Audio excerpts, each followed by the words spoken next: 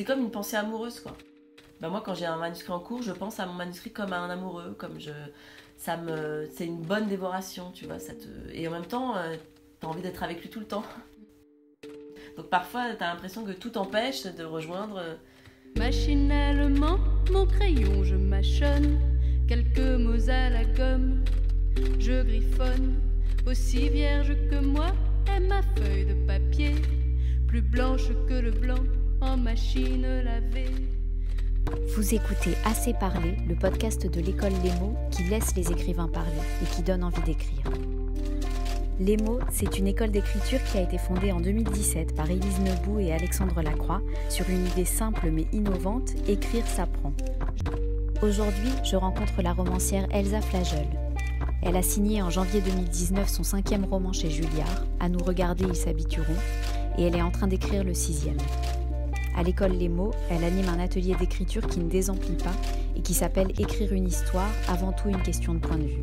Quelques mots pour me présenter, je m'appelle Laurène Malka, je suis journaliste, autrice indépendante et j'ai toujours été passionnée par les questions que l'on ne pose pas aux écrivains. Pourquoi écrit-on et comment ? À quoi ressemble un livre avant d'être un livre ? Quand il n'y a que quelques pages de brouillon, que cherche-t-on en écrivant ? À l'école Les Mots, c'est le sujet de discussion préféré. Pendant que je grimpe les escaliers pour aller toquer chez Elsa Flagel, j'ai un sourire aux lèvres en repensant à un extrait de son dernier livre que j'ai lu la veille. La particularité d'Elsa, dans tous ses livres, c'est qu'elle réussit à être drôle, à flirter avec la fable sur des sujets parfois très graves et hyper réalistes. Mais assez parlé, on l'écoute. Bonjour. Nous sommes chez moi, à Paris, dans le 20e. C'est l'endroit où je vis depuis presque 2 ans. J'ai toujours écrit là où je vivais.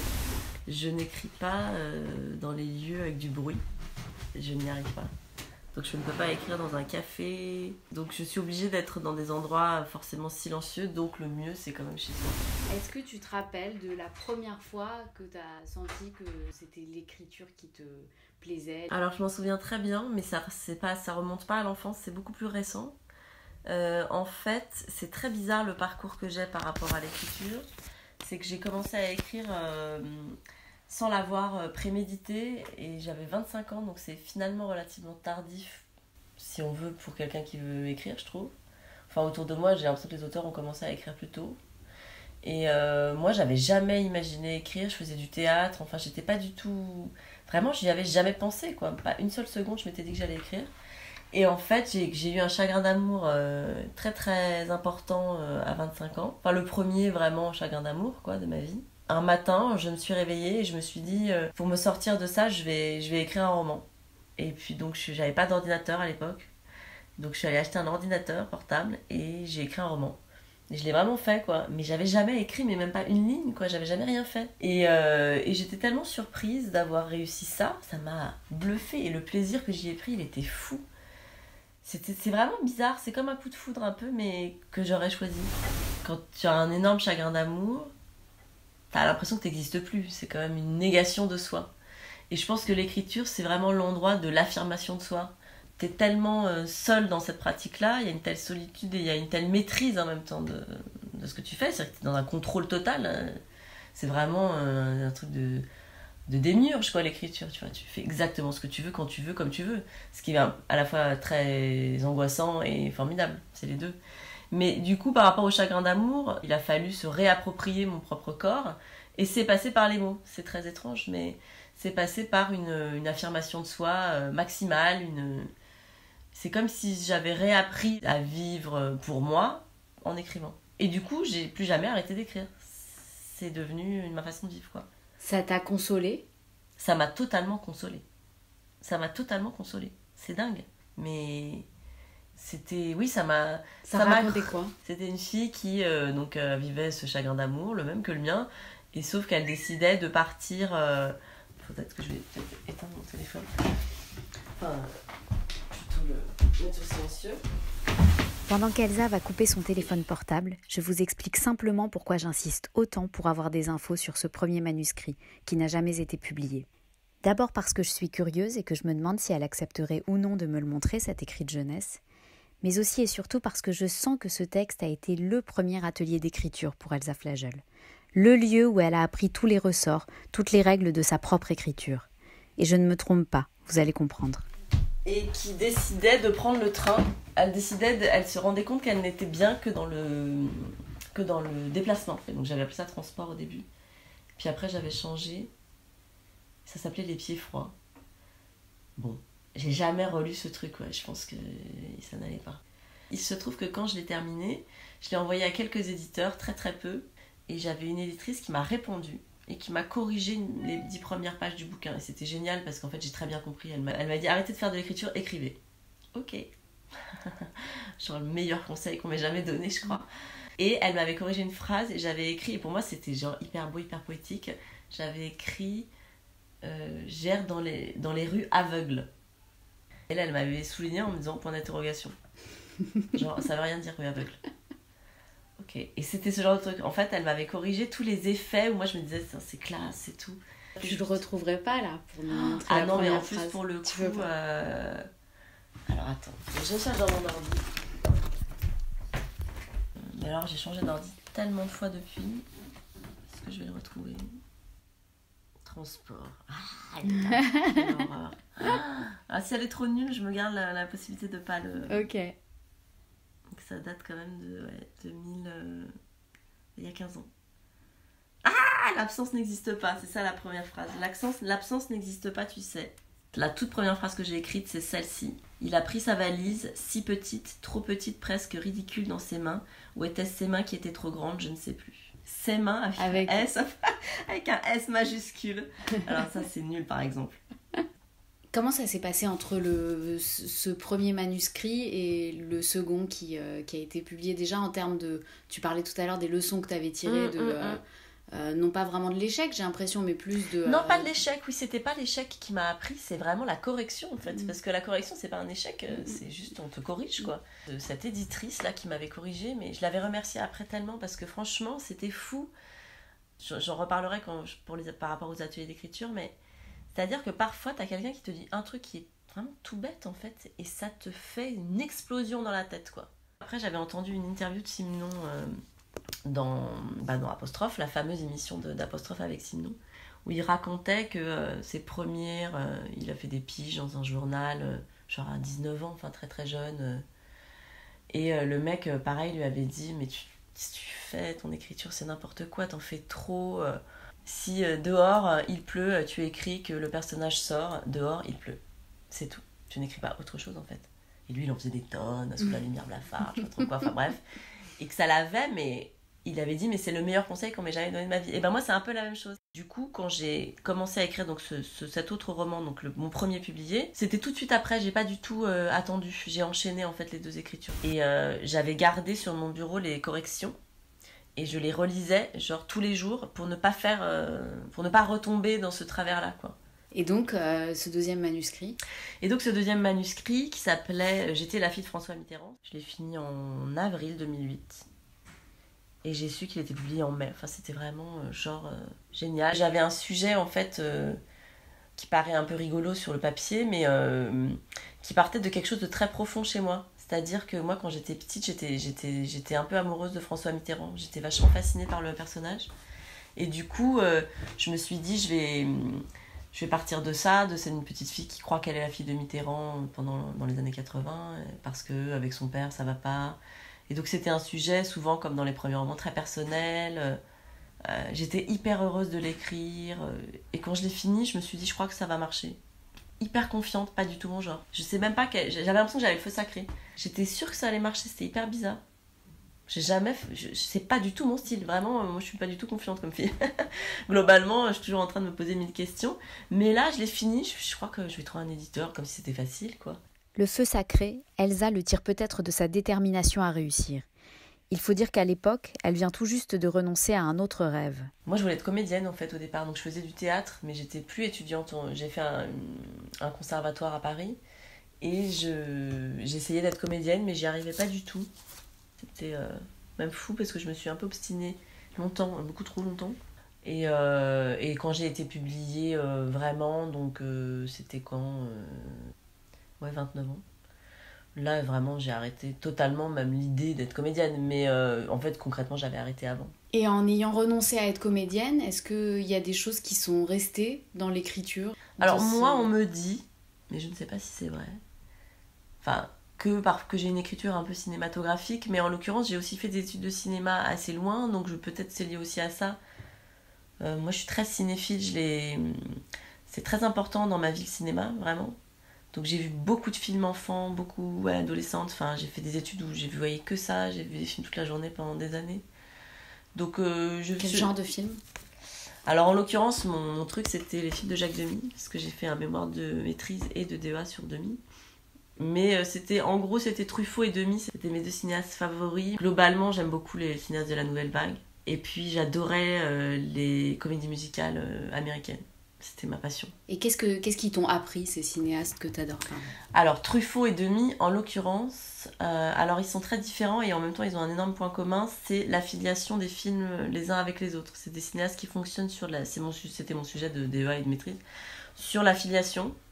En fait, c'est des cinéastes qui ont une espèce de nomenclature souterraine en fait dans leurs films, que tu ne vois pas si tu les vois une seule fois, mais que tu remarques si tu les vois plusieurs fois, et si tu les vois un peu à la suite les uns des autres, d'un coup tu fais mais attends, ce personnage là j'ai déjà vu, il est là, puis il est là, et puis en fait cette phrase elle circule de film en film, et puis t'as l'impression du coup que t'as une espèce de ramification souterraine comme ça qui se crée, comme un labyrinthe. C'est-à-dire que moi quand je vois un film de Truffaut par exemple, j'ai revu La femme d'à côté que j'ai vu 157 fois, mais ça me fait un effet, bon, au-delà du fait d'être bouleversée, etc., ça me donne envie d'écrire. C'est vraiment les œuvres importantes qui me font ça. Je me dis, mais j'ai tellement envie que ce soit aussi bien ce que je fais, que ce soit aussi fort, que ça t'imprime autant en quelqu'un, que j'ai l'impression que quelqu'un me parle. Moi, Truffaut, j'ai l'impression qu'il me parle à moi, quoi. Et les films de Moretti aussi me font ça. Je me dis, mais c'est vraiment un subtil mélange entre humour et profondeur, entre intelligence et désespoir, je trouve ça tellement complet, tellement subtil en fait. C'est des gens qui sont très délicats, quoi. Très délicats. Enfin, leurs films, en tout cas, les personnes, j'en sais rien, mais les films de Moretti, c'est sublime, quoi. Et c'est drôle en même temps. La drôlerie, on y vient. Moi, c'est ce qui m'a le plus frappé dans le dernier livre d'Elsa Flagel, qui raconte l'histoire d'un bébé né trop tôt. Le ton est tellement rythmé et entraînant qu'on en oublie presque le danger, et on fonce dans l'histoire de cette mère de famille, en tournant les pages à toute vitesse, sans s'arrêter. C'est un livre sur la naissance d'un enfant prématuré, donc c'est pas complètement la gaudriole, mais j'ai quand même mis de l'humour, mais ça m'a pas coûté, je l'ai fait vraiment naturellement, je l'ai même pas cherché en fait. Je me dis pas, tiens là maintenant il faut être drôle, c'est moi-même d'un coup, parce que soit je trouve que ça devient trop lourd, j'en ai besoin pour moi en fait. De toute façon, l'écriture c'est vraiment ton cheminement à toi aussi, d'auteur-lecteur, quoi. À la fois quand tu écris, t'es aussi ton premier lecteur, donc... Par contre, je force pas le truc. Jamais je force le trait, jamais je me dis maintenant il faut faire une blague, quoi. Ça me vient ou ça me vient pas, et quand ça me vient pas, je me fais confiance. Je me dis bon, si ça vient pas, c'est que ça doit pas venir. Il faut pas forcer. J'attends que Vincent arrive. J'attends qu'on vienne nous chercher, César et moi. Je suis assise à côté de son berceau et j'attends. J'ai peur de ce qu'on va peut-être découvrir. Et alors que je suis prête à me laisser totalement engloutir par la peur, sans Vincent ni personne pour m'attraper par la peau du cou, voilà qu'arrivent ceux qui sèment le silence et le respect admiratif là où ils passent. Ceux devant qui instinctivement on baisse les yeux, ceux qui savent, ceux qui décrètent, ceux qui donnent l'hostie de l'espoir ou du tourment, dossier sous le bras, blouse blanche ouverte, lunettes en serre-tête, stéthoscope au cou et tripoté d'internes mal dégrossis à leur basque. Les pédiatres. S'il y a un dieu quelque part, il doit ressembler à un pédiatre, c'est certain. J'ai ri en écrivant, c'est très agréable. Dans ma tête, je voyais le sketch des Inconnus, dans un hôpital que j'avais vu quand j'étais petite, où ils font les médecins et le mec a une raquette de tennis, il est là, il parle hyper mal aux patients, il les regarde même pas, il en a rien à foutre. Et dans ma tête je voyais ça, il confond les noms de maladies et de patients, voilà, il en a rien à foutre. Et puis il a une espèce de cohorte d'internes derrière lui qui sont là complètement assez basques. Plus j'avance dans le manuscrit, plus ça m'obsède. En général au début je me dis bon, j'y vais un peu à tâtons, je sais pas trop ce que je vais faire, enfin je sais ce que j'ai envie d'écrire vaguement, mais comme je fais pas de plan, moi j'avance un peu comme ça à vue. Et plus j'avance dans le manuscrit, et plus ça m'habite, quoi. Et à la fin, en général, à la fin de l'écriture d'un livre, je me sens dévorée par le livre. C'est-à-dire je ne pense qu'à ça, Je passe mon temps à relire, je corrige 2-3 mots par-ci par-là tout le temps. Enfin, tu vois, ça me... Mais c'est un état que j'aime bien en même temps. Cet état-là, je le recherche en fait quand je l'ai plus.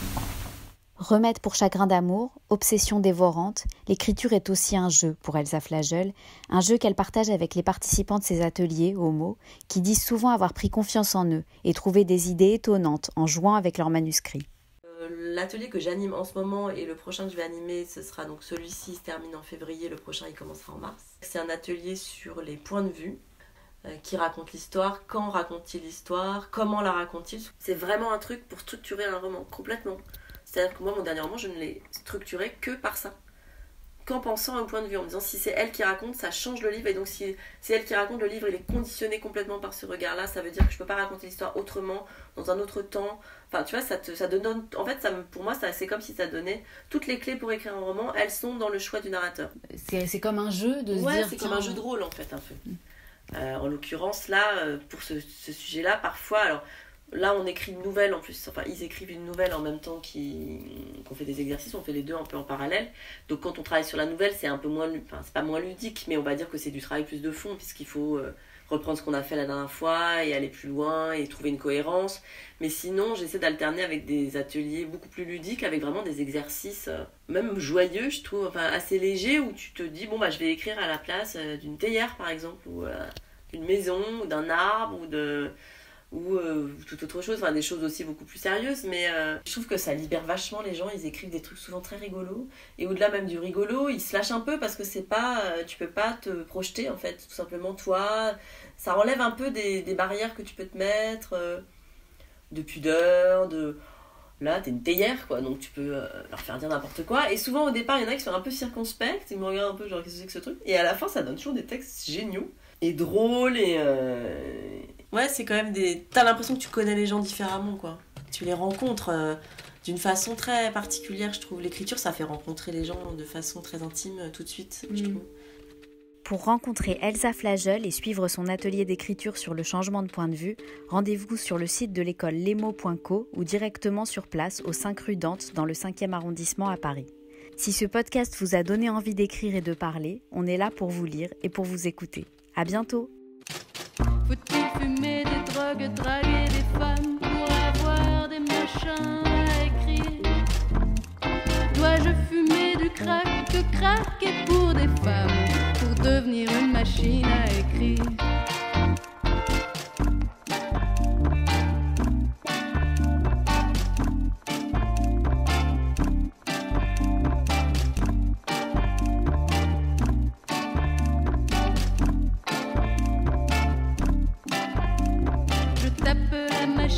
En plein dans la caboche, oh je la moche bien, mon pauvre Macintosh, pour lâcher la pression qui m'opprime, et lui apprendre en prime qu'avant de faire l'impression, de lancer l'impression, il faut mâcher mes mots pour qu'ils riment.